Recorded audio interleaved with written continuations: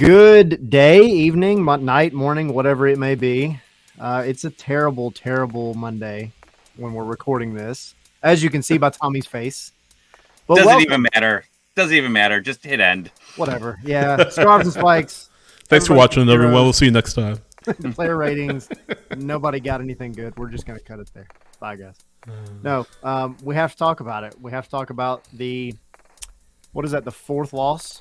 That feels like the fourth loss in a row. Four straight across all competitions. Yep. Yes. Feels should have been five. Go back to that. Should have been five with Chicago. Yep. So it's been a rough couple of weeks for Atlanta United. And we're going to get into it. We're going to get into it a little bit now, but definitely tomorrow and then as we go through this week, because they're right back at it in a couple of days. And why? They have to right the ship now. Because look, like Saturdays, like okay, you ruin the rest of my weekend, but now you got to ruin Wednesdays. Yeah, man, hump day's about to get real bad. So we're gonna talk about some stuff. We're gonna talk about the overall state of the team. But we have four players we're gonna talk about first, and we're gonna dive right into it because we got to rip the Band-Aid off again.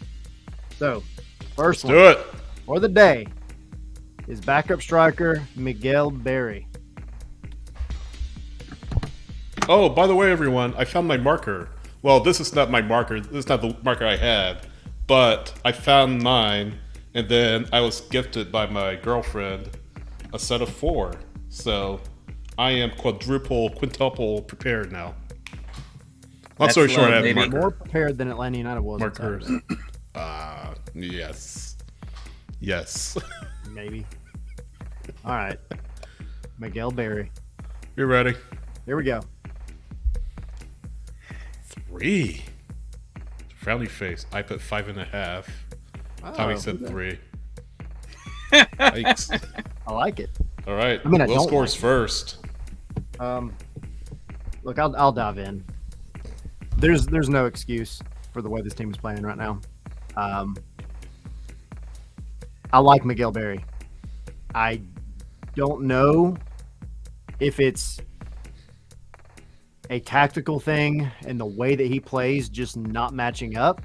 I don't think his lack of speed helps and does him any favors. But right now it's just not good enough. Simple as that. I mean, you've got to get on the score sheet. You have to get on the ball. Like half of your touches can't come from kickoff as a striker. Like that's not good. So, you just got to go in at some point, right? Like we're past any sort of jokes. I think you're just not doing enough. You're not cutting it. And I hate that Atlanta has this curse with backup strikers, but a 3, I think maybe I'm being a little harsh, but you just haven't done anything yet. I will say in the first 15 minutes when the whole team looked like they might actually do well in this match, I felt like he was getting on the ball a little bit more and maybe had some better touches, but still not what you want out of your striker. And, you see guys like Giakoumakis come in and they can get on the ball. They force their way, they will their way onto the ball, but they can get on the ball. And Barry's just not doing that. So I don't know. I don't know what else to say, but if Giakoumakis is not playing, the number 9 position on this team is non-existent, and that's not good. So that's all I got. I'm just frustrated. So you say all that. I'm sure Barry's a very nice guy. He seems nice when you see the interviews, but you said you like him. What do you like about his play? Is there anything? I like his personality. Okay, just making sure. I like. He's a cool guy. Yeah. I genuinely, and I'm not trying to be mean at all, but I genuinely haven't seen anything that he's done on the field that has stood out to me in any positive way. I mean, his movements may be a little bit better than some of the previous strikers that Atlanta's had, but then nothing happens of it. And that's it, So I don't know. I don't know if you can blame it all on him. Maybe he just wasn't the right mindset of a guy to bring into this team for what they needed as a backup. I don't know. But just not doing enough right now. And if you're not in the right, tactical mindset to do what you need to do on this team, you need to change your mindset. You can't keep trying to shove a square peg in a round hole. You got to play a little differently. So I don't think you want to go and change the whole team's mindset around your backup striker, but your backup striker needs to change his mindset to get more involved in the game. True, and like this is going to become more important as we move forward through these seasons because you're adding more games. The season's longer overall, so you need someone capable of being able to come in and it not being this gigantic drop off. And Barry, just until he can prove that he could do that, he's just not the guy. Now the good news is he's only here this year. Like, they didn't sign him to an extension when they made the trade. His contract ends at the end of the year, and the way it looks right now, he's not going to be retained. Yeah, need your striker scoring goals, and he hasn't done it yet.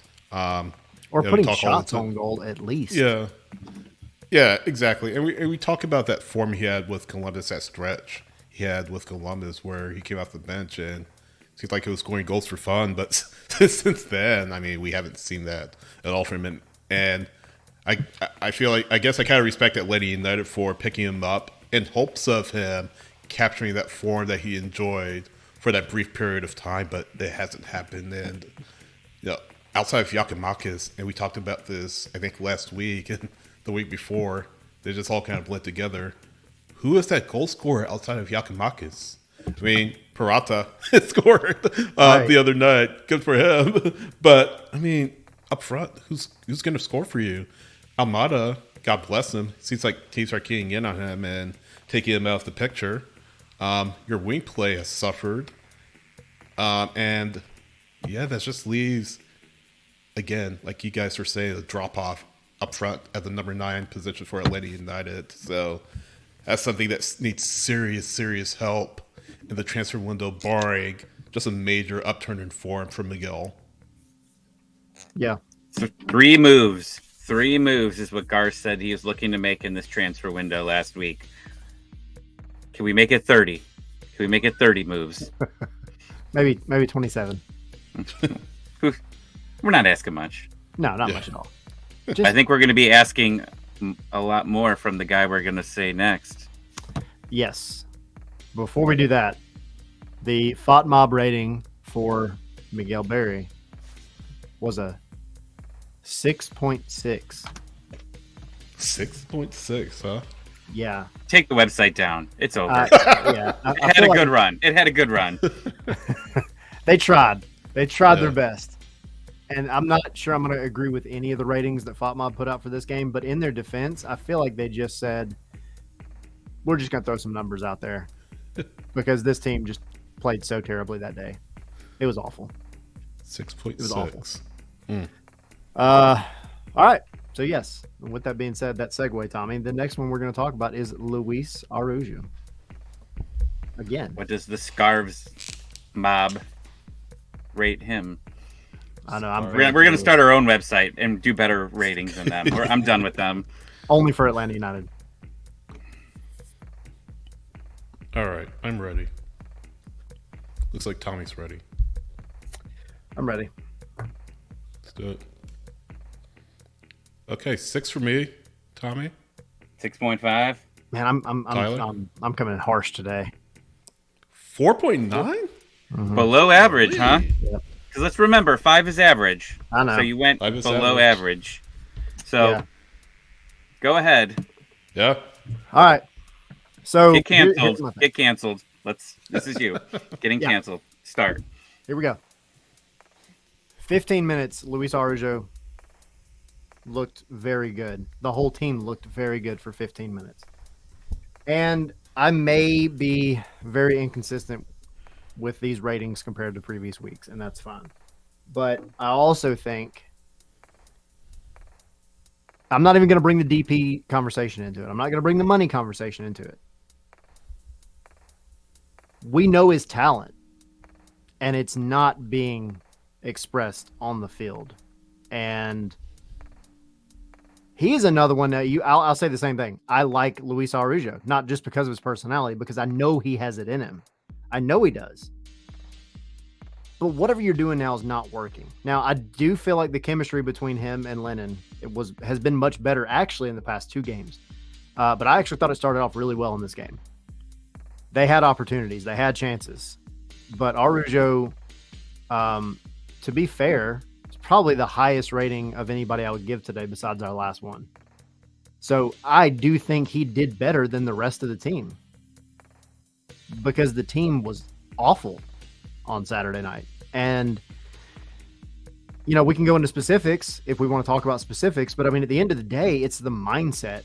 And I feel like we have a running history of Luis Arujo and his frustrations and his disappearing from games at key moments. And I feel like it's gotten worse and not better.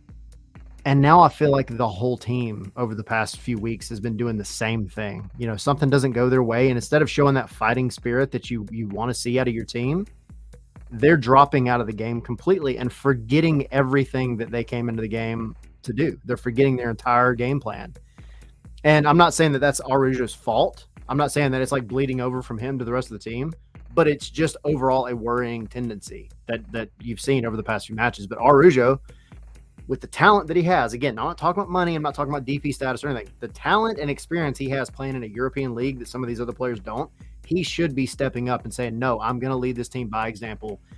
If I'm not making shots, fine, but I'm going to be the guy that picks his head up and picks everybody else's head up and makes a difference. And that's not happening. And I think that's what frustrates me the most. Yeah, he wasn't terrible for a good part of Saturday. He was okay. But, Tyler, you said you're not going to bring the DP situation into it. And I'm kind of tempted not to do it myself, but I have to again. This is a designated player.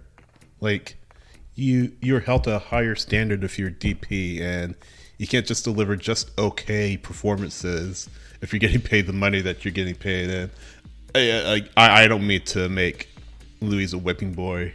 I really don't. I'm really not. But at the same time, you need better than okay. You need better than pretty good. You need great performances. I mean, some DPs. I mean, you're not going to have a great day every day, right? But at the same time, when's the last time you've seen Luis Arujo truly use his skill set and this athleticism and the speed and this abilities to truly take over a match?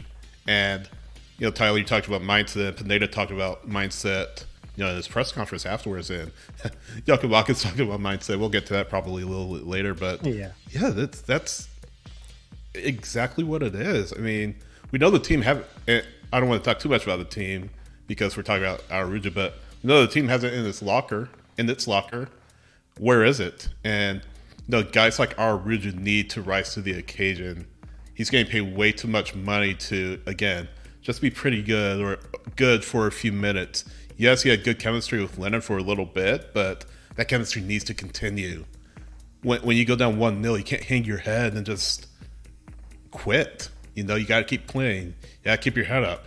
You have to respond to adversity, and that's probably one of the most frustrating things about Saturday. Again, not to take it too much to the team because we're talking about Arujo, but yeah, guys like him need to really take over the match and really assert themselves and say, okay, get on my back. I'm going to lead us to a win.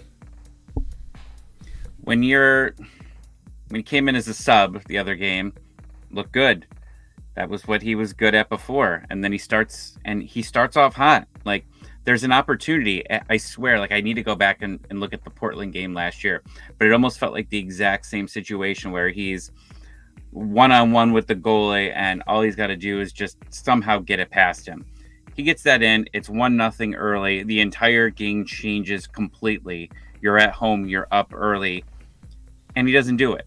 And that's been the problem over the years. He gets into the spaces that you could score a goal. That doesn't happen often, but when he does, he actually needs to score. And that's what's frustrating because he had that opportunity and you're against an inexperienced back line. And just really the team in general. Charlotte was shorthanded across the board. You needed to take advantage early. This was supposed to be the big momentum. I understand that Charlotte's been a little bit better, but they have other guys out. You need to take advantage of it. And you were hoping that he specifically was going to be able to do that. And while he had a few moments, he disappeared again at towards the end of the game. And you could tell Lennon. I would challenge anybody that watches the games when Lennon and Arujo are in together. Watch them and watch their chemistry together. Especially watch Lennon and trying to get Arujo to points where he wants to be. They're consistently frustrated with each other, and that's just not working out. Yeah. And again, I'll say this. I think Arujo actually was better than most of the players on the field. I think this actually was, and it's going to be hidden behind the result, one of his better games recently. That's not to say it was great, but then there was also the social media, the Twitter or Instagram thing that he put out. I don't know if you guys saw that, of, you know, shutting out all the noise and all that, which I get. Like, as a professional athlete, you have to shut out all the noise, and, you know, we have to call a spade. We have to be honest in our evaluation of things. And I mean, I don't think anybody can sit here and say like Atlanta's playing good right now, or Luis Arujo is playing good right now, or really anybody is playing good right now. You just have to figure out something different to get past it and play better. I don't know what else to say. Got a chance on Wednesday to turn it around. Well, Joe Patrick brought up a really good point. If you're retweeting that and you're putting it back on the internet, then you're hearing the noise. You're hearing it, and it's obviously hitting you enough that you need to go and post those pictures on social media. That's your friend that like posts some comment on Facebook, be like, I would complain about this, but I'm not going to. Yeah, you're complaining. You're just saying you're not complaining. Yeah. Yeah. Yep. Agreed.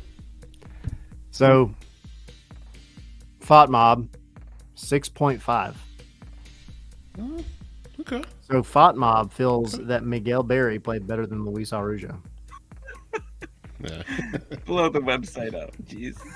Can we hack it? We'll just hack it and put our faces on it. Somebody hacked it. All right. So, moving on from Arujo, we go and talk about Child USA himself, Caleb Wiley. Captain America. No, I'm just kidding.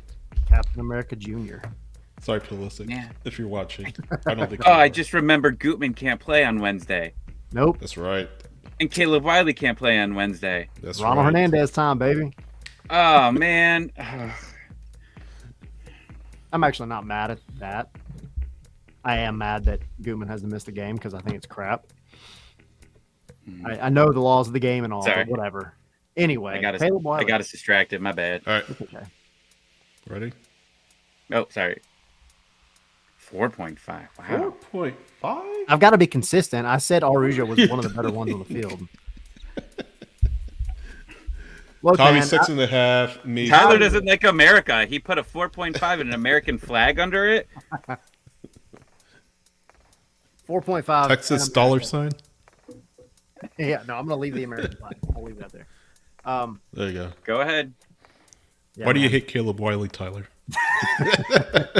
Sorry, go ahead. Go ahead. No, I love Caleb Wiley. I think Caleb Wiley is a great player. I think, A 4.5 player. yeah, well, Saturday when you lose 3-1 at home against Charlotte, absolutely. You know, he had the one chance in the beginning of the game, and I'm not knocking him for that. Lionel Messi can miss that shot. Ronaldo can miss that shot. Like, it happens.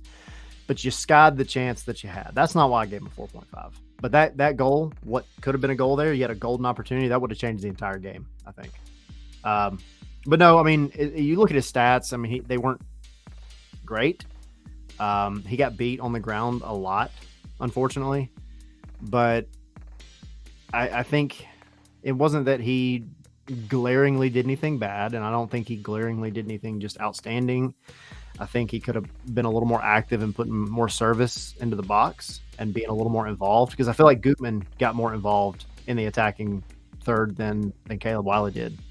And yeah, I just not his best game.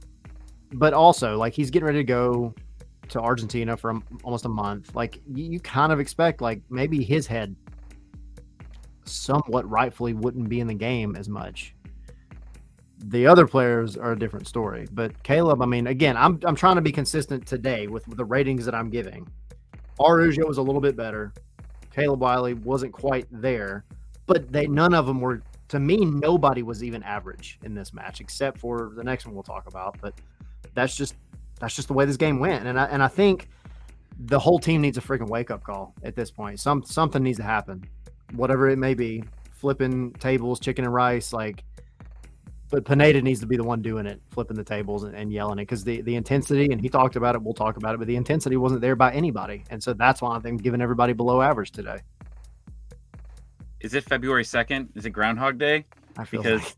I mean, this is just what we keep saying, like for 2 weeks now, right? Like that it's just not getting better. But Caleb had a couple nice chances at the beginning, had a couple nice runs, and that, you know, I mean, the announcers for both sides both said, like, he had time.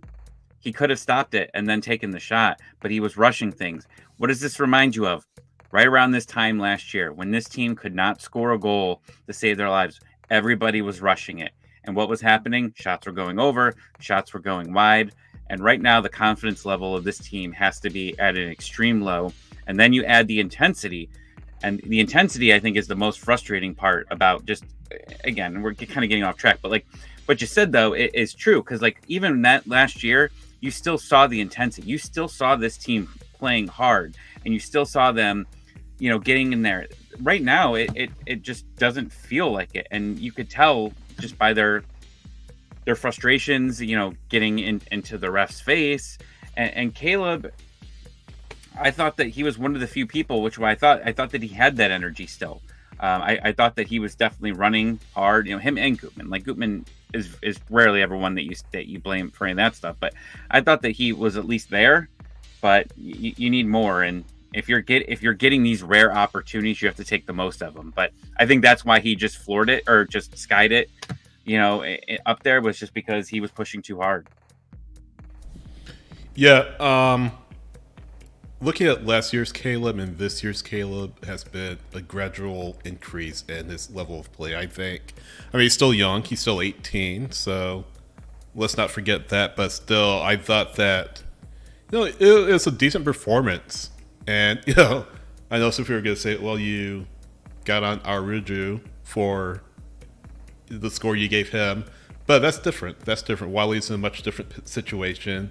He's still a young player. He's still somewhat getting his legs underneath him in MLS. So I don't say he gets a free pass, but, you know, as a member of this team, you have to judge him accordingly. And based on, you know, what I saw from him, he was, you know, pretty good. I mean, it's not to say he didn't put a foot wrong last night or on Saturday night, because, you know, he talked about, you know, the chances he had, a couple of chances he had that he did capitalize on, and maybe the service could have been better. But no, he's young, he's improving.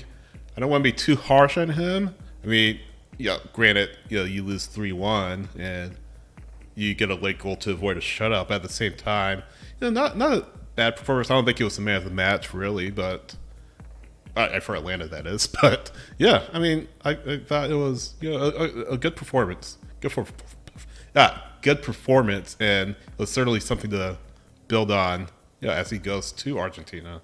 So all the best to him, and hopefully he can make waves down there. And you hope that he kind of has his own break, I think, from all the craziness that's been going on the past 2 weeks while he's in Argentina. And in the meantime, you hope that Atlanta can get their crap together so that when he does come back, he can integrate right back in the team. Or even better, make it hard for him to be reintegrated back into the team, because the team's just playing that well. Now, right now, as it stands on May 15th, that's wishful thinking, because it's now 2 weeks of really bad football. But anyway, just really, really happy that Caleb's going to the World Cup, and I hope he comes back an even better player. Super excited for him. Schedule doesn't get easier. No, it does not. No, it does not. Colorado, Wednesday night. And you had to win this freaking game. That's what's so irritating. Charlotte, with everything going against them, the Open Cup, the injuries, the suspensions, you're at home and you blow it. It's so frustrating. Yeah. So, all right. Moving on from Caleb Wiley to Mr. Grease himself, the star of Well, the before we night. do that, what was Wiley's Hot Map score? My bad. His 2. Fat Mob. Burn it I all don't know. down. This website's all over the place, man. I will say they were relatively consistent. He got a 6. I'm not saying they were accurate, but they were consistent. Yeah.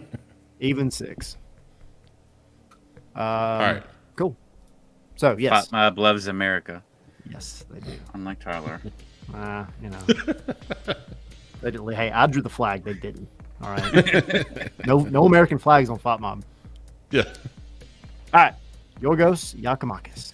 And speaking of Fat Mob, they spelled his name wrong, so we're on the right track already. Fantastic. Fat Mop hates Grease. We are not I'm being ready. sponsored by Fat Mob this year. Yeah. All right, here we go. Yeah. The lowest? Oh, Oh, good. I don't wanted know. Tyler to be the most negative throughout the entire thing. Going for a record. 6.5, 6.7, 7.7.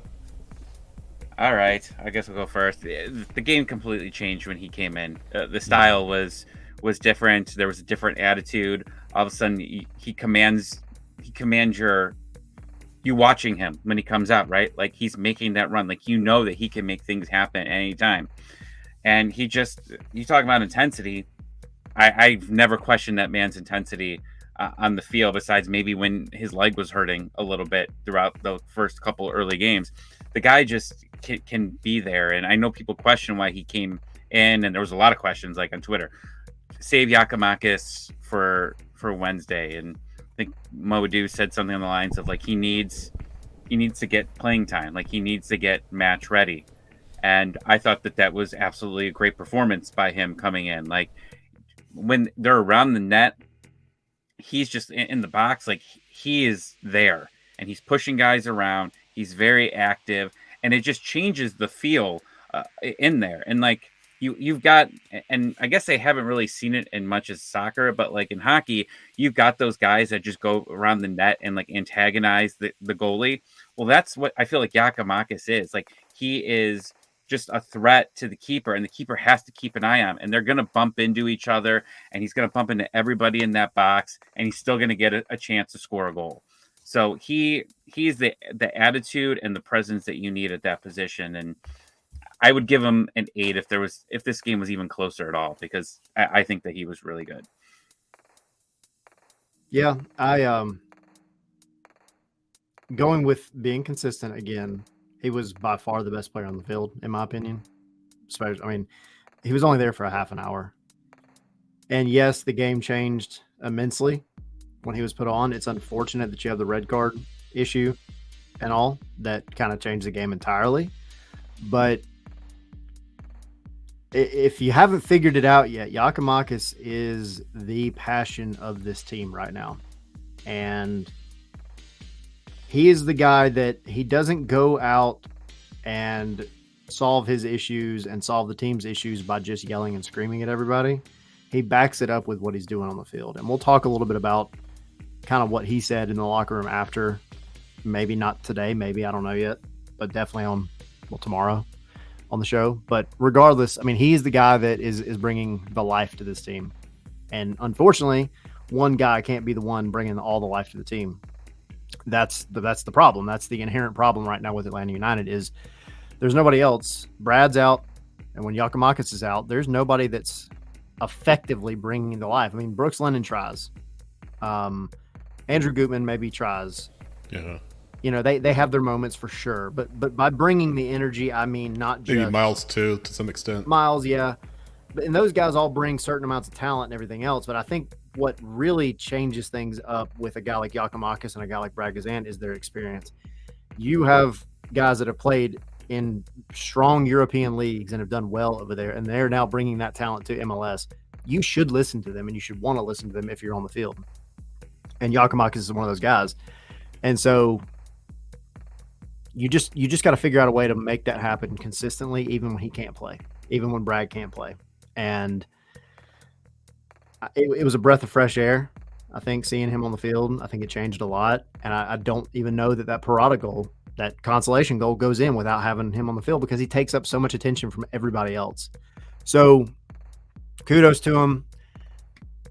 It feels like a wasted opportunity for him because you should have won this game. Him coming on, because he did say after the match, the plan already was I was coming on with about 30 minutes to go anyway. So it wasn't like Pineda was trying to change something up just to get him on because they were chasing the game, which they were. He was coming on regardless.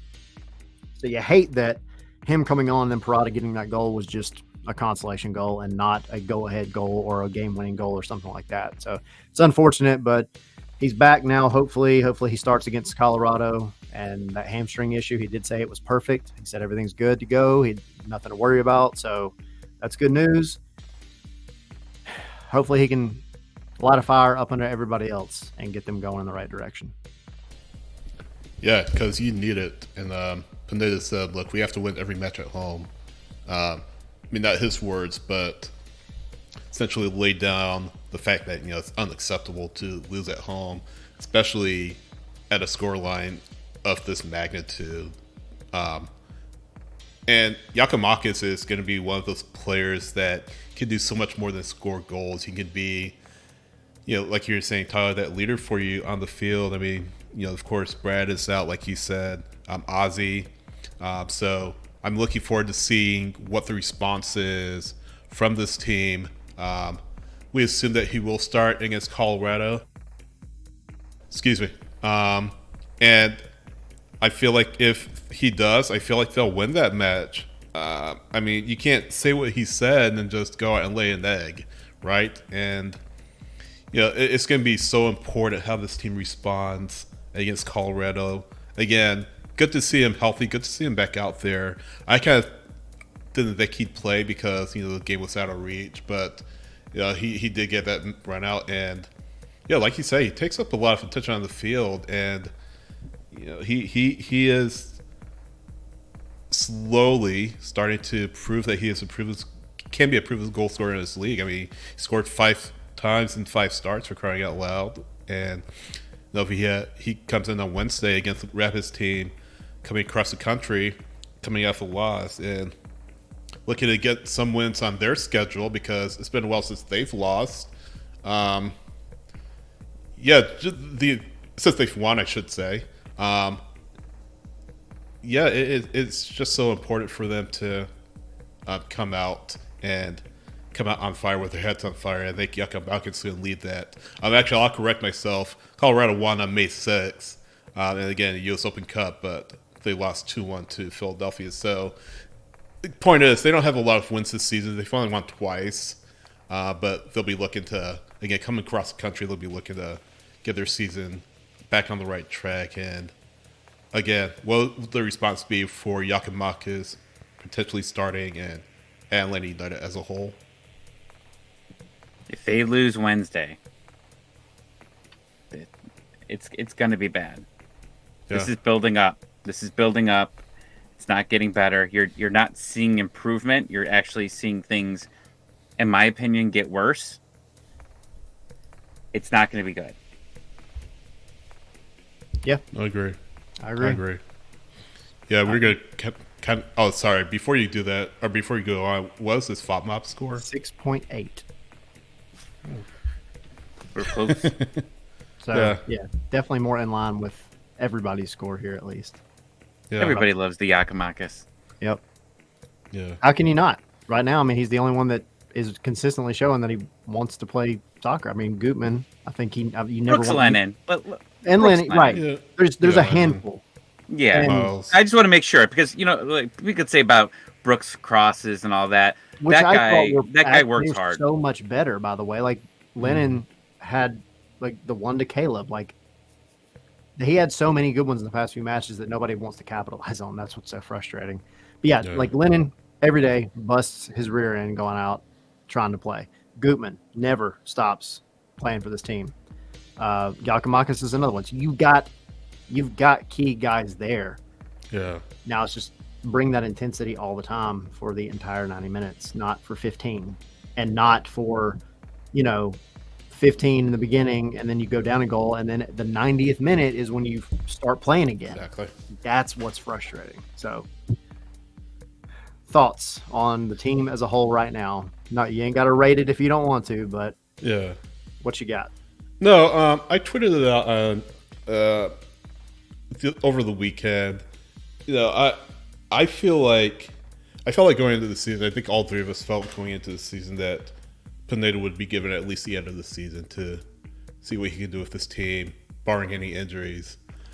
I'm kind of the impression now that if they don't get it together sooner rather than later, Garth Lagerwey is going to be left with no choice. And I wouldn't put it past, and this is just me speculating, I have no inside information whatsoever.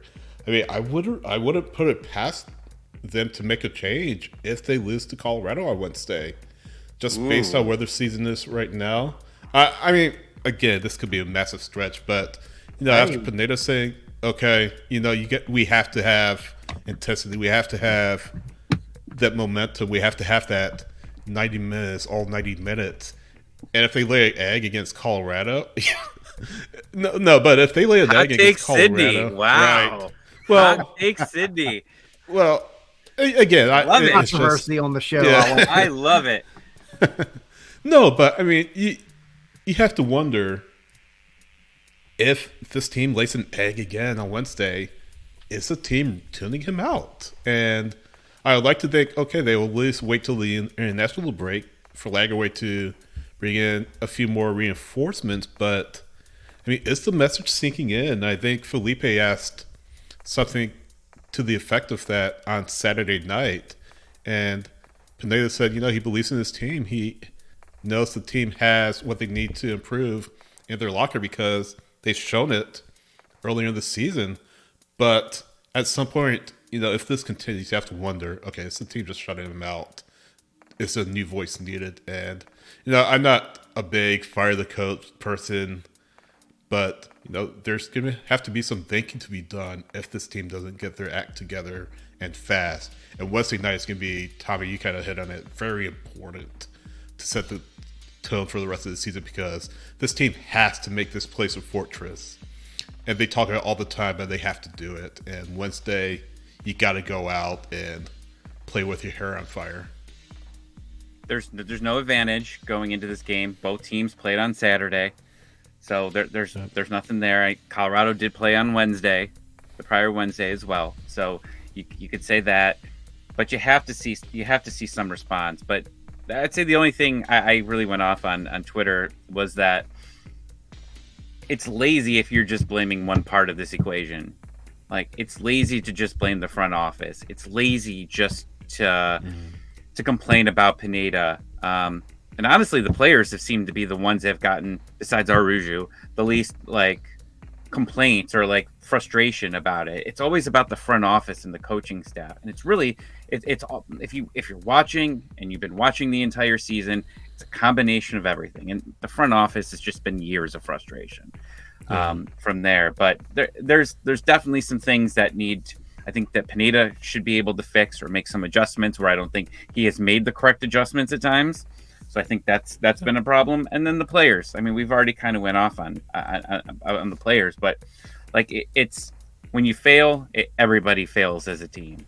And I think that's definitely a big part of it here. And that's why, I mean, Cindy, you said, whether it's Pineda, I don't think that it's this soon. I think that it could happen in the summer, like you also mentioned. I think that they have to start looking from there.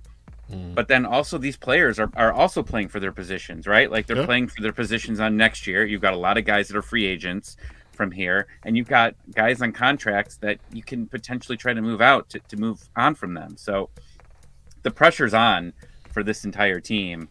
And it might be for the best that some of these decisions are made sooner than later.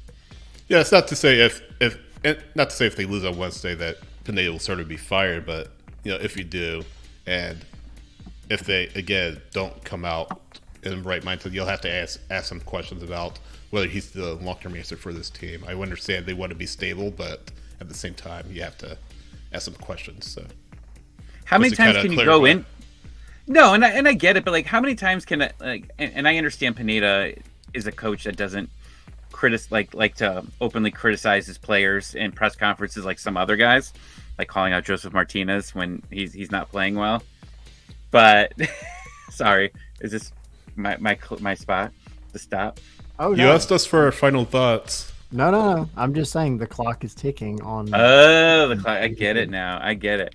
But I would just say like you look at the Columbus game, and then like you saw like this is never going to happen again, and then like a couple games later it happens again. Couple games later it happens again. Yeah. We have been flat since Chicago.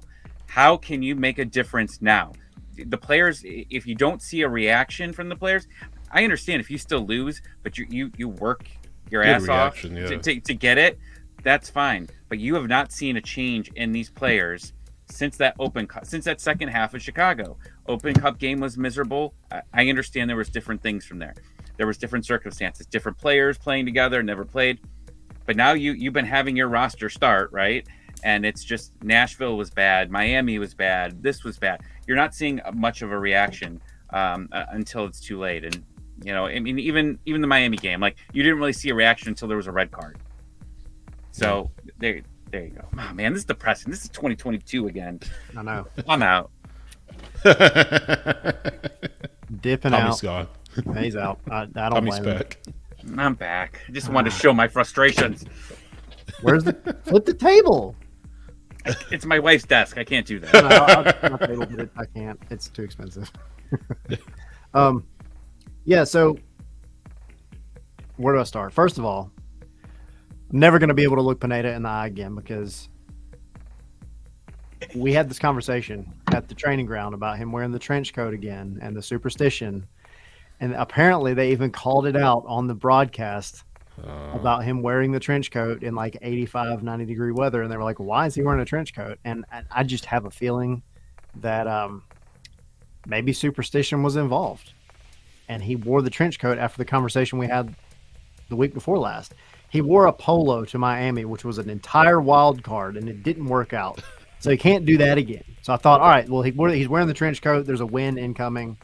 And then you have probably the worst loss that Atlanta has ever suffered at Mercedes-Benz Stadium. And I know Austin last year was 3-0, but Austin was a good team. Charlotte is not a good team right now. And they had a lot of people out. And they were coming off a midweek game for the Open Cup. It just is not good. So I don't know. It's going to be an interesting conversation at the training ground. Jackson Popkin was not there in the press box.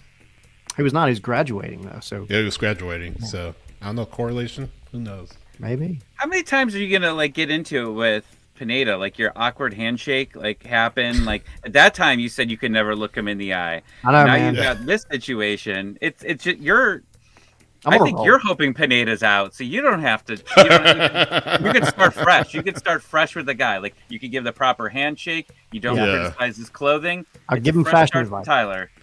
Yeah. I've become socially awkward with Pineda, I guess. No, here's the thing. I like Pineda. I really do. And I do think that he's got it in him. However, I say all that to say this as well. We all know the business that is football. We all understand what this is, a results-driven business. And Gabriel Heinze, now there were other factors involved, but was fired for 2 wins in 13 matches. Atlanta is now sitting at 2 wins in 9 matches. So that number is creeping closer and closer. I'm not saying that they're going to go fire him, you know, if that number matches.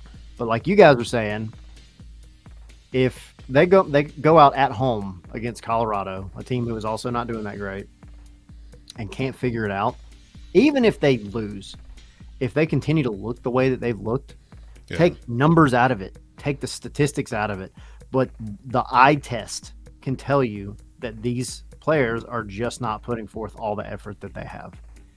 And that's what's so disappointing, because at least last year you could hang your hat on the fact that they looked good and they looked like they were trying, but they just couldn't hit the back of the net for whatever freaking reason. They just couldn't hit the back of the net. And these past few matches, you don't even have that. You just have sloppy, sorry, lazy play. And it would be different if this were a pickup game on a Sunday where you don't know the quality of the players you have, but the players have the quality. They've showed it. You had almost the same lineup this time that you had against Charlotte, where you beat them at their house 3-0. So you can't blame it all on Pineda, because the players know what they're supposed to be doing and they're not doing it. And Pineda basically said as much at the end of the day the other day.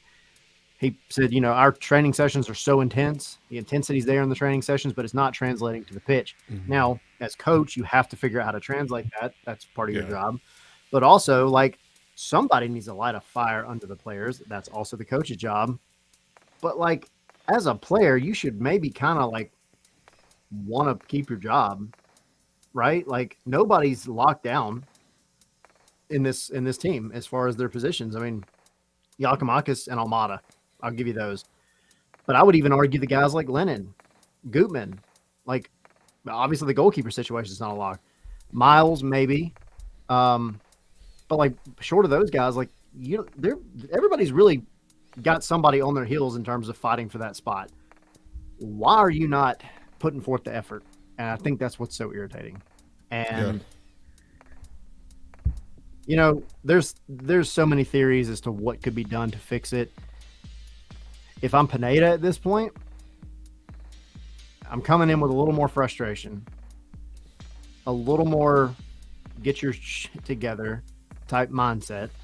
But also, like, is it now time to start looking at like a wholesale change in terms of like the way that you approach games? Because I think that's the biggest thing about MLS and some of these higher tier leagues.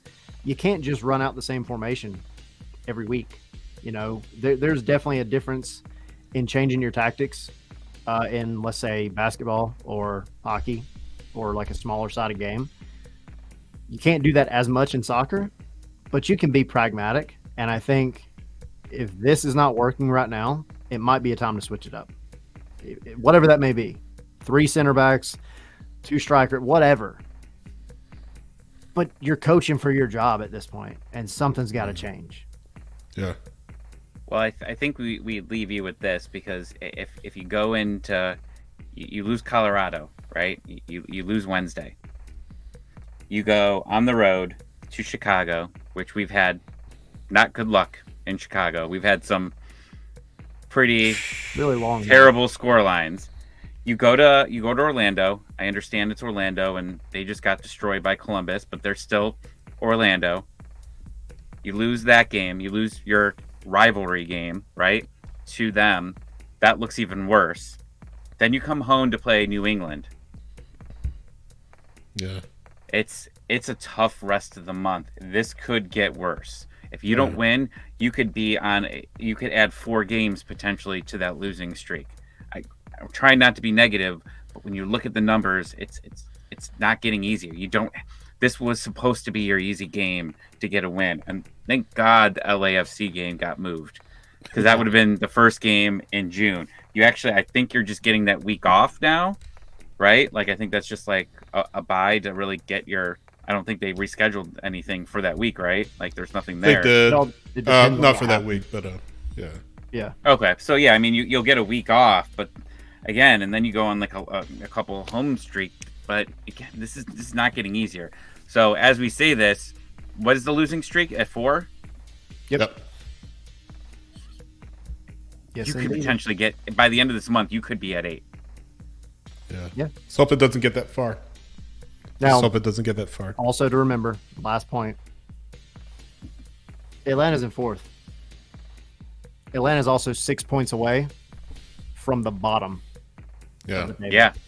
6 points. 3 points out of the playoffs. Yeah. So, yeah, I mean, and quite a few of the other teams below you have a game in hand on you. So, yep. You got to get your crap together now, because if you go to if Colorado comes here and you lose this match, like you said, Tommy, barring a wholesale change somewhere, it's going to be a long month, a very long month. And I feel like our watch along against, not Chicago. Is it Chicago? Yeah. Yeah. Yeah. This weekend. That's going to be a lot more alcohol involved than I think anybody wants. So don't do it. This may be a bad month. Yeah. May, because it's May. be a bad Maybe a month. bad month. Get it? Come on, Sydney. Mayflowers. You gotta love I that. get it. I get it. Yeah. I get it. I get it. It's a Well, that dad joke. marks Whatever. the end of our show because we have moved into more dad joke territory. So, yeah, me and Sydney with you guys tomorrow while Tommy goes to a Blink 182 concert. On Tuesday, the graphics wrong. Yes, Sorry. Tuesday. I'll because- edit it. That's okay. It's a weird week. It's a weird week, and maybe last It time we had a is. weird week is when Atlanta like flipped upside down. So maybe this is the week that switches it all back. Hopefully, fingers crossed. But yes, it'll be me and Sydney with you guys tomorrow. If you're listening to this after the fact, Tuesday is when we'll be with you for the live show. Wednesday they play Colorado at the Benz. We'll figure out what we're doing for the rest of the week, and then of course the weekend they have another game, and we're doing our watch along. It'll be me and Tommy. Patreon. Yes, for Patreon club level folks.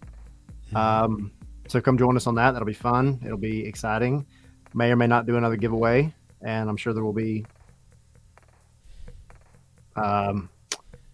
drinking in some way, shape, or form involved. Not as much as last time, hopefully.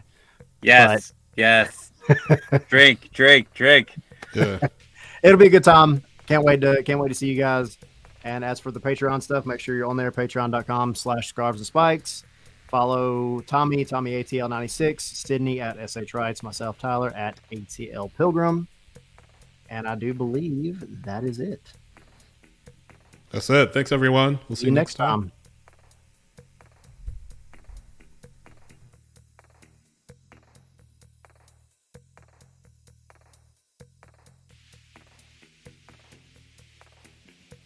Thank you, patrons.